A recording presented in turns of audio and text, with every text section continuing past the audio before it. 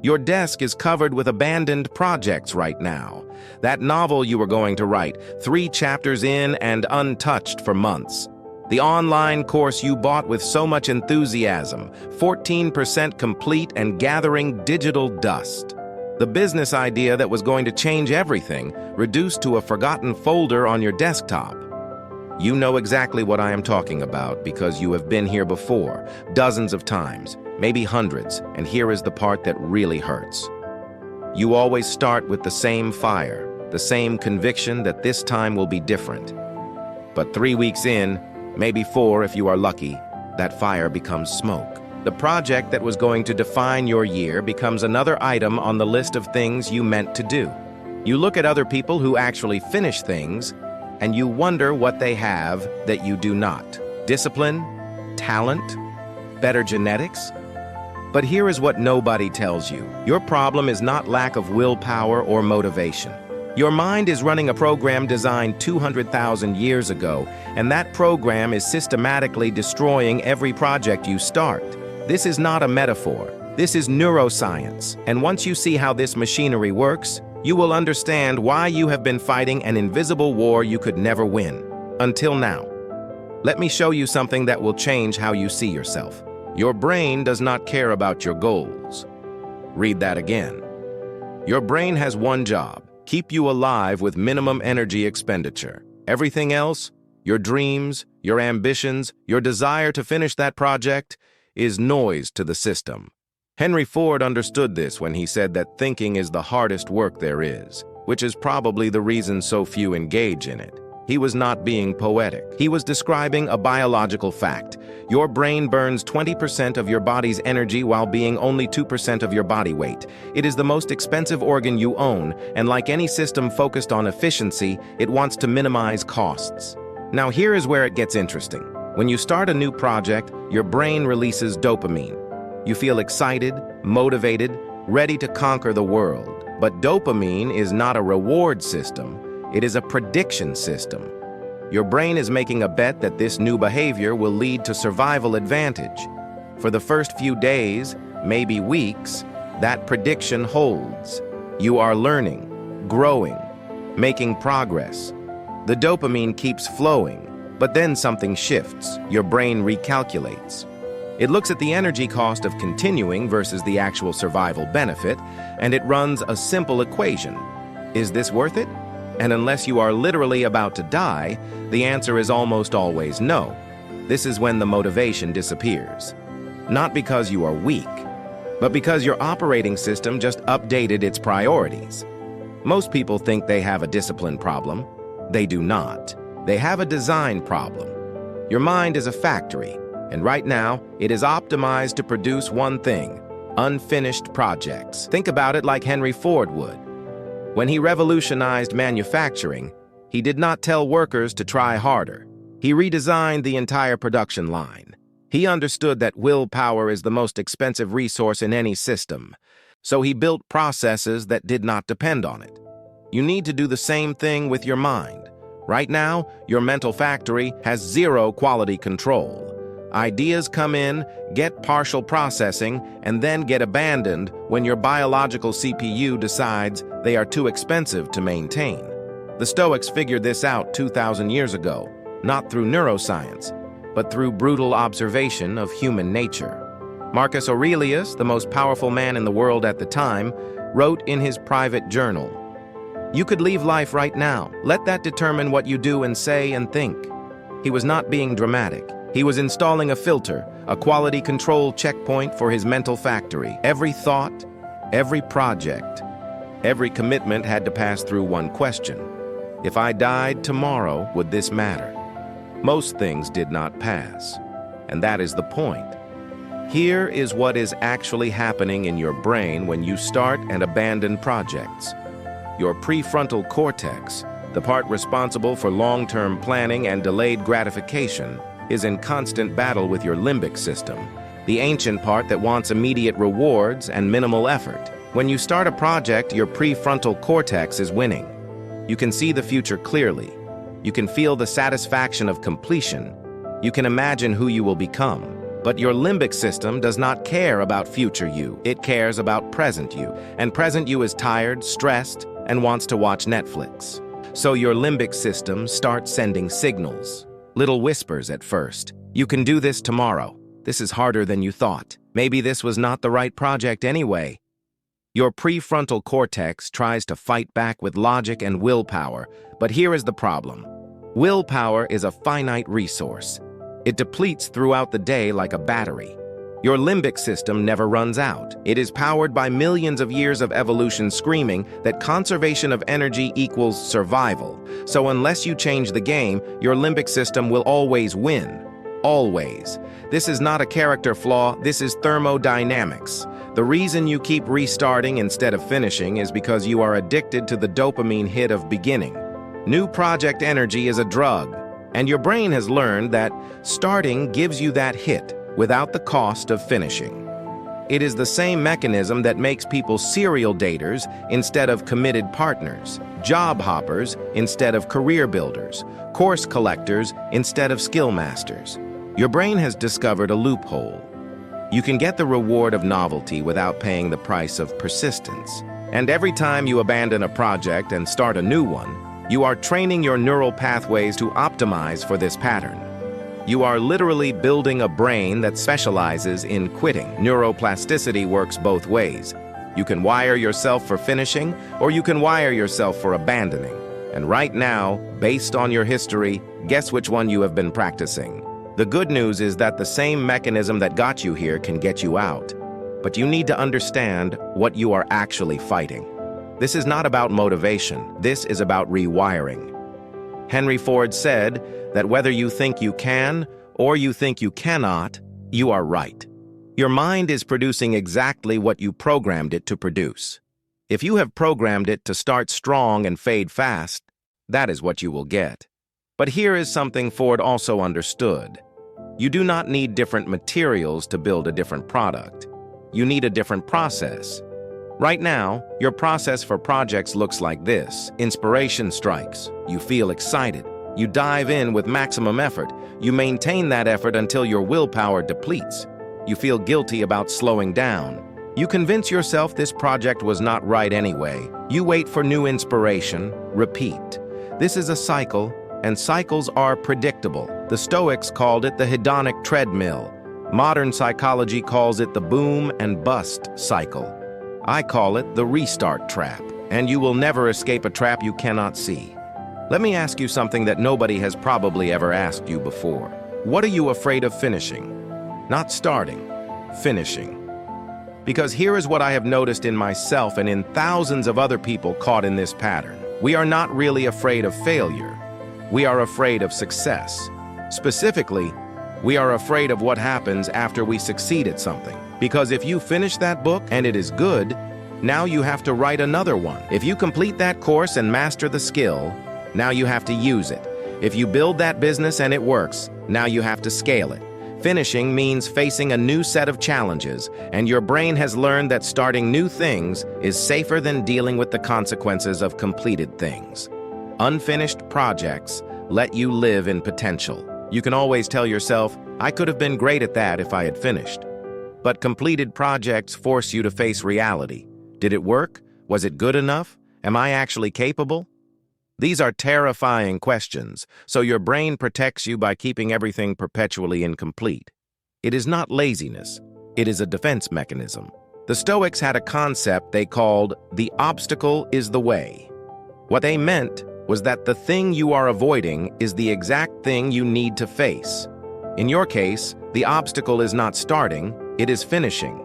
And the way through is not more motivation or better time management. It is confronting what finishing actually means. Because here is the truth. Every project you finish changes you. Every project you abandon keeps you the same. Your brain knows this. That is why it resists completion so violently. Finishing means transformation, and transformation is expensive, risky, and irreversible. Your current self has to die for your future self to emerge. No wonder your system fights so hard to keep you in the restart loop. It is trying to keep you alive. It does not understand that staying the same in a changing world is the fastest way to become irrelevant. Now let me show you how to reprogram this. First, you need to understand that your brain is not your enemy. It is a tool. A very old tool running very old software, but a tool nonetheless. And like any tool, it can be recalibrated. The problem is not that your brain wants to conserve energy. That is actually useful. The problem is that it is calculating energy costs wrong. It thinks starting new projects is cheaper than finishing old ones. You need to reverse that calculation. How? By making starting expensive and finishing cheap. Here is what that looks like in practice. Every time you want to start a new project, you are going to install a friction point. Not to stop yourself, but to make sure your brain actually wants this. The friction point is this. Before you start anything new, you have to finish something old. It does not have to be the same size or scope, but you have to complete something. It can be as small as finishing a book you started, organizing that closet you have been avoiding, or completing a single workout program. The size does not matter. The completion does. Because here is what happens neurologically. When you finish something, anything, you release a different kind of dopamine, not the excitement dopamine of starting, but the satisfaction dopamine of completing. And your brain starts to learn that completion feels better than initiation. You are literally rewiring the reward system. Second, you are going to shrink your projects until finishing becomes inevitable. This is where most people fail. They choose projects so large that completion is months or years away, which means their brain never gets the satisfaction feedback loop. Instead, you are going to chunk everything down to finishable units. If you want to write a book, do not focus on writing a book. Focus on writing one complete chapter. When that is done, write another complete chapter. If you want to build a business, do not focus on building a business. Focus on completing one complete sales conversation, then do another. This is not about lowering your standards, it is about creating a completion habit. Henry Ford did not build cars one car at a time. He built them one station at a time, with each station producing a complete component. Your mind works the same way. Feed it completions, and it will start craving them. Third, you are going to implement what the Stoics called memento mori, but in a very specific way. Every morning, before you work on any project, you are going to write one sentence. I have X days left to finish this if I die in 1 year. This is not morbid. This is a deadline generator. Your brain does not respect abstract timelines. It respects mortality. When you make the timeline concrete and tie it to your actual lifespan, suddenly everything gets real. That novel is not something you will write someday. You have 365 days to complete it or it dies with you. That business idea is not waiting for the right time. You have 365 opportunities to take one concrete step or it becomes a regret. Memento mori is not about depression. It is about focus. It is about making your brain understand that incompletion is not neutral, it is loss.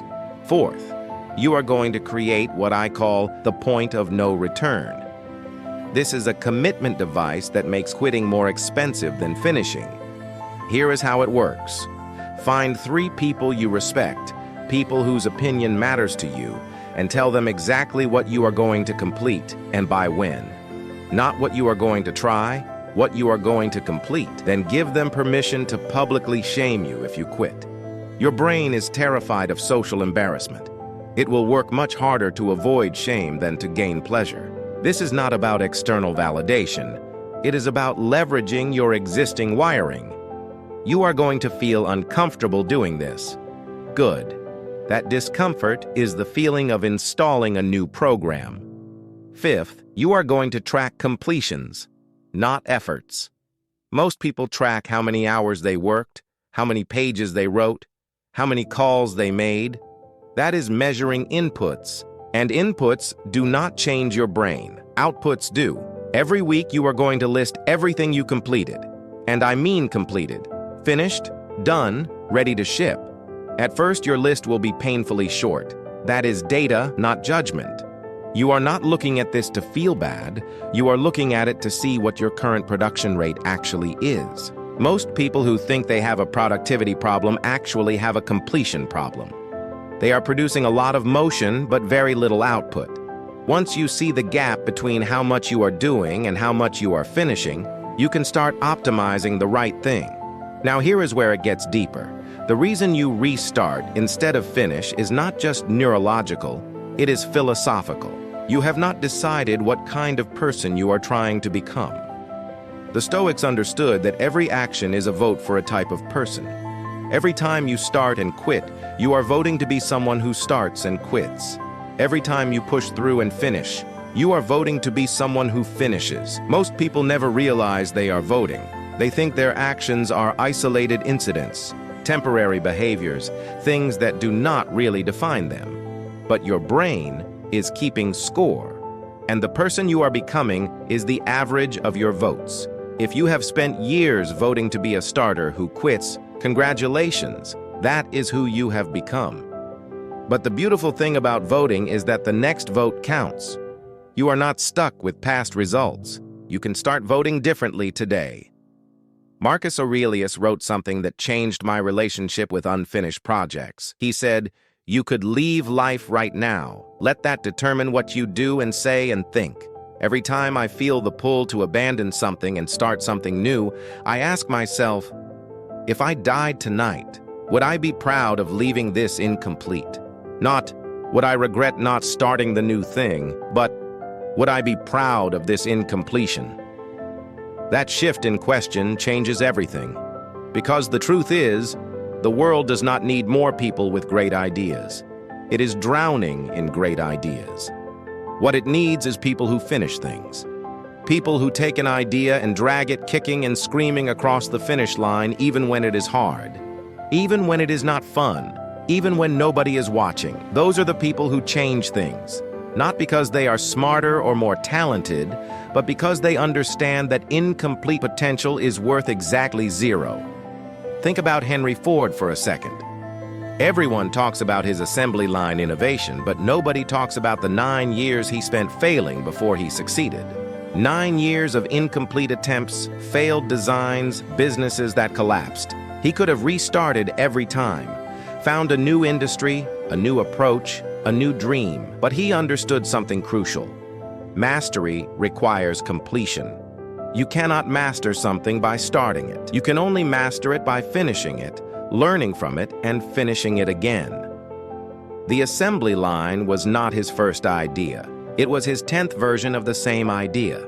And the only reason version 10 worked is because he finished versions 1 through 9. Here is what nobody tells you about finishing. It is not about the project. The project is just the training ground. What you are really building is the identity of someone who completes things. And that identity is built one completion at a time. Not one start, one completion. Your brain does not care how many things you begin. It only updates its self-concept based on what you finish. This is why people can start 100 diets and still see themselves as someone who cannot lose weight. This is why people can start 20 businesses and still see themselves as someone who is not an entrepreneur. Starting does not change identity. Finishing does. And your identity is the most powerful force in your life because it determines what feels natural versus what feels like effort. Right now, starting feels natural, and finishing feels like effort. You need to reverse that. And the only way to reverse it is through repeated completions. Let me give you a framework that makes this practical. I call it the Finish First Protocol. Here's how it works. Every single day before you do anything else, you finish one small thing. It can be making your bed, completing a workout, finishing a chapter, sending that email you have been avoiding, anything. But it has to be complete. Not started, not in progress, complete. This trains your brain to associate the beginning of your day with completion instead of initiation. Over time, your brain starts to crave that completion dopamine first thing in the morning. And when your brain is primed for completion, everything else you work on that day gets easier to finish. You are setting the operating system to completion mode instead of restart mode. The Stoics called this the practice of the morning. They understood that how you begin your day programs how you process your day. If you begin with completion, you will look for completion all day. If you begin with distraction or avoidance, you will look for distraction and avoidance all day. This is not mystical. This is pattern recognition. Your brain is a pattern recognition machine, and it assumes that the first pattern of the day is the pattern you want to repeat, so give it a completion pattern. Watch how much easier it becomes to finish things later. Now let me address the voice in your head that is already making excuses. But what if I am working on the wrong project? What if I am wasting time finishing something that does not matter? Here is the hard truth. Finishing the wrong thing is more valuable than abandoning the right thing, because finishing the wrong thing teaches you completion. And once you have the habit of completion, you can complete the right things. But abandoning the right thing teaches you abandonment. And abandonment is a habit that will destroy every good thing you touch. The Stoics had a phrase for this. The obstacle is the way. What they meant is that the thing you are resisting is the thing you need to do. Your resistance to finishing is precisely why you need to practice finishing. Not because every project deserves completion, but because you deserve to be someone who can complete things. That capability is worth more than any individual project. Here is another layer most people miss. When you restart constantly, you are not just abandoning projects, you are abandoning identity. Every project is an identity experiment. Am I someone who can write a book? Am I someone who can build a business? Am I someone who can master this skill? When you quit, you are not answering those questions. You are leaving them open, and open questions drain energy. Your brain has to keep running those simulations in the background, wondering if you could have been that person. But when you finish, you get data. Maybe you finish the book and realize you do not want to be a writer. That is valuable information. Now you can close that loop and move on. Or maybe you finish and realize you love it. That is also valuable information. But quitting gives you nothing except another open loop draining your mental resources. The concept the Stoics used here was negative visualization. Instead of visualizing success, visualize what happens if you keep quitting. Seriously. Close your eyes and imagine yourself 5 years from now, still in the exact same pattern. Starting things with excitement, abandoning them 3 weeks later, telling yourself next time will be different. How does that feel? What has that cost you? What opportunities did you miss because you were too busy restarting to finish? What version of yourself died because you kept choosing motion over completion? That feeling, that visceral discomfort, that is the energy you need to change.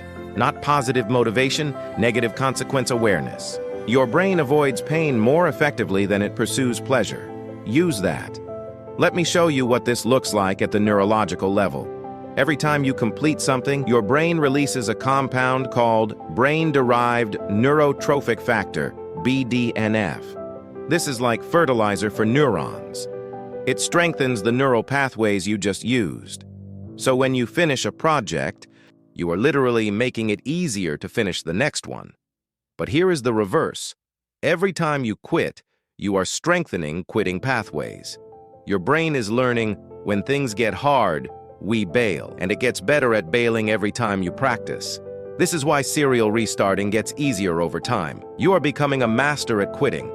The good news is plasticity works both ways. You can become a master at finishing, but you have to practice finishing more than you practice quitting. And right now, based on your history, you have years of quitting practice. You need to put in the reps on the other side. Here is a test that will show you exactly where you are. Look at your life right now. How many unfinished projects do you have? Not ideas, actual started but incomplete projects. Count them, write them down. That number is not a measure of ambition. It is a measure of completion debt. Each one represents a loop your brain is still running in the background, draining energy, creating guilt, reinforcing the identity of someone who does not finish. Now here is what you are going to do. You are going to pick one, just one, and finish it. Not the most important one, not the easiest one, the one that will feel the best to complete. That feeling matters because it is going to be your fuel. Finish that one project, and I guarantee you will feel something you have not felt in a long time. The possibility that you might actually be capable of completing things. That possibility is worth more than 1,000 new starts. The Stoics practiced something called the view from above. They would imagine looking down at their life from a distance, seeing themselves as a small part of a larger whole. When you do this with unfinished projects, something interesting happens. You realize that the project itself does not matter that much. What matters is what completing or not completing it says about you. From above, nobody cares if you finished that specific book. But they do notice if you are someone who finishes books or someone who just talks about it. The view from above strips away all the excuses and leaves you with one question. What kind of person am I choosing to be with this action? Every incomplete project is a vote for being someone who does not finish. Every completion is a vote for being someone who does. The person with the most votes wins. Now let me give you the industrial perspective Henry Ford would use. Your mind is a factory. Right now, your production line has a massive quality control problem. Projects are entering the line, getting partial processing, and then getting scrapped before completion. If this was an actual factory, you would be bankrupt. The cost of materials, time, equipment is the same whether you finish the product or not, but only finished products generate revenue. Your mental factory is burning resources on incomplete outputs. That is not sustainable. Ford would look at your operation and immediately identify the bottleneck. You are not measuring the right metric. You are measuring starts instead of completions. Change the metric, change the outcome. From this day forward, the only thing that counts is finished products. I do not care how many you started. I care how many you completed. That is your new scoreboard. Here is the thing about scoreboards. They change behavior automatically. When you start tracking completions, your brain will start optimizing for completions. Right now, it optimizes for starts because that is what you are rewarding. But the moment you only count finished projects, your brain will shift resources toward finishing. It is not magic, it is measurement. You get what you measure. And if you are measuring effort, motion, or starts, you will get effort, motion, and starts. If you measure completions, you will get completions. It really is that simple. The hard part is not the measuring, it is the honesty about what you have been measuring all along. Let me pause here and ask you something personal. What is the pure part of always restarting and never finishing? Not what you tell other people, but what you carry in silence. Is it the guilt, the shame, the fear that maybe you are not actually capable? The exhaustion of always being in the beginning phases of things? Write it down if you can. The worst part is, because here is what I want you to know. Thousands of people watch videos like this carrying that exact same weight. You are not alone in this pattern. You are not uniquely broken. You are just running old programming that does not serve you anymore. And the fact that you are here, watching this, asking these questions, means you are already different from most people. Most people never question their patterns. They just repeat them until they die. You are questioning. That is the first step toward reprogramming. Let me give you one more protocol that ties everything together. I call it the completion ceremony. Every time you finish something, anything, you are going to mark it. Not celebrate it, mark it. Here is how it works. You are going to keep a completion journal. Every time you finish a project, no matter how small, you write the date, what you completed, and one sentence about how it felt to finish. That is it. No essays, no analysis, just data collection. Over time, you will accumulate evidence that you are someone who finishes things. And that evidence becomes your new identity. Because right now, if I ask you, are you someone who finishes things? Your brain immediately pulls up examples of all the times you did not. But if you have a journal with 50 completions, your brain has new data to work with. The completion ceremony is not about feel-good motivation. It is about building an evidence-based identity. The Stoics understood that we do not see things as they are. We see things as we are. If you see yourself as someone who quits, you will find evidence of quitting everywhere. If you see yourself as someone who finishes, you will find evidence of finishing everywhere. Both are true. The question is, which evidence are you collecting? Right now, you have been collecting evidence of restarting. Start collecting evidence of completion. Not because it feels good, but because it changes what your brain looks for. and what your brain looks for determines what you become. Let me be very clear about something. This is not going to feel natural at first. Finishing things when your brain wants to quit will feel like swimming against the current.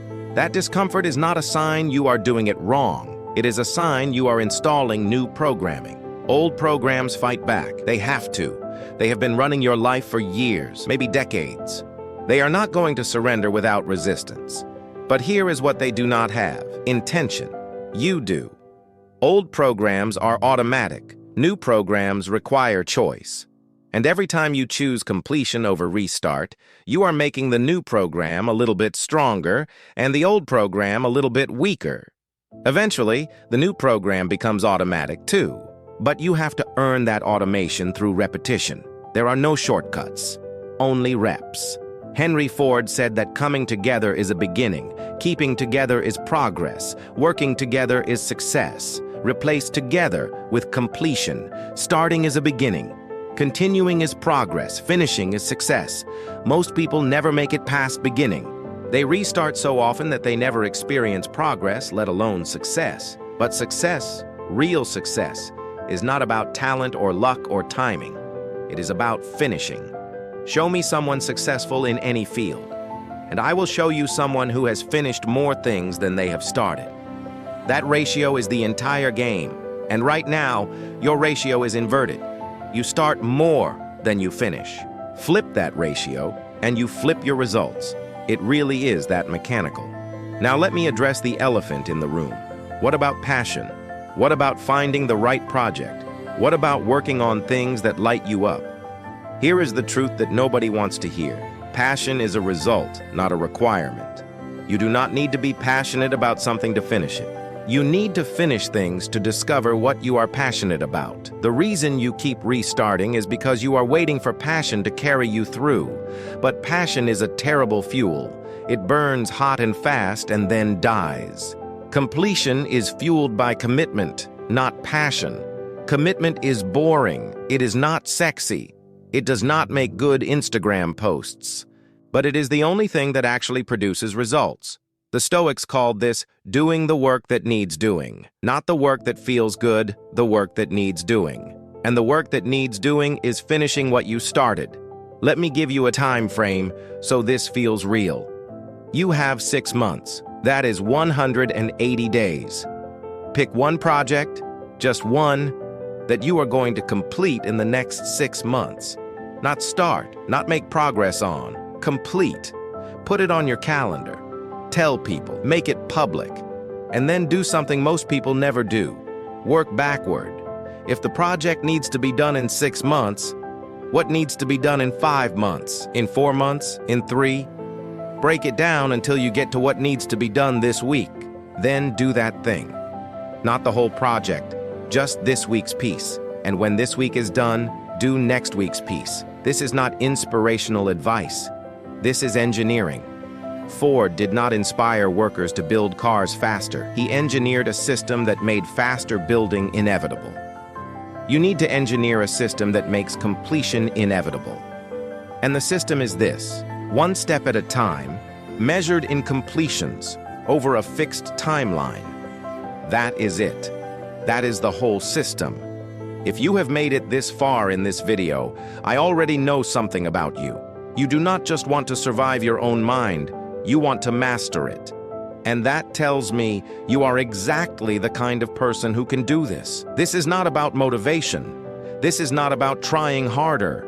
This is about understanding how your biological machinery works and working with it instead of against it. Every week, I break down one more pattern, one more system, one more way your mind is sabotaging you and how to fix it. If this resonates with you, if you are tired of living in the restart loop, subscribe to this channel. Not because I am asking, but because you deserve to have a place where you can learn to become someone who finishes things. The next video is already finished, and I know it is going to add another piece to your transformation. I will see you there.